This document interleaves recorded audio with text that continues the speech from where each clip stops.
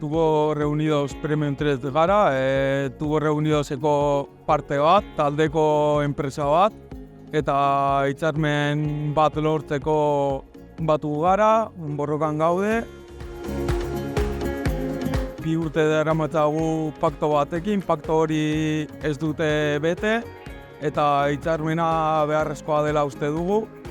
Eta horregatik egiten dugu Amurrioko komitearekin, haien batasunarekin da hitzarmen duin bat lortzea, eta enpresak nahi duena ez egitea, gehien bat.